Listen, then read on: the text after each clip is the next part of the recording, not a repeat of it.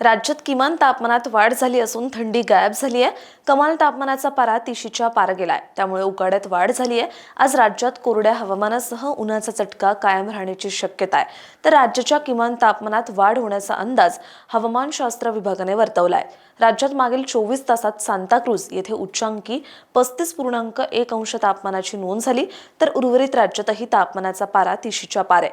कोकणात उन्हाचा चटका अधिक आहे। मुंबईतील कुलाबा येथे 33.8 अंश, हरनाई येथे 33.1 अंश, तर रत्नागिरी येथे 33.6 अंश सेल्सिअस तापमानाची नोंद झाली।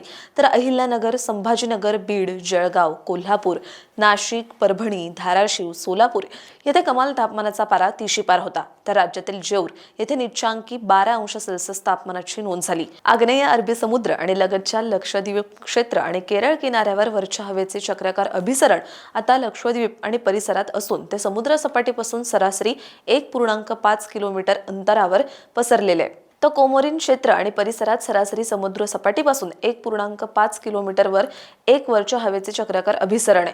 राज्यात पुढील 4 ते 5 दिवस कमाल तापमानात वाढ होण्याची शक्यता नाहीये, तर किमान तापमानात 1 ते 2 अंश सेल्सिअसने हळूहळू घट होऊन त्यानंतर 24 तासात वाढ आणि पुन्हा 2 ते 3 अंशाने घट होण्याचा अंदाज हवामानशास्त्र विभागाने वर्तवलाय।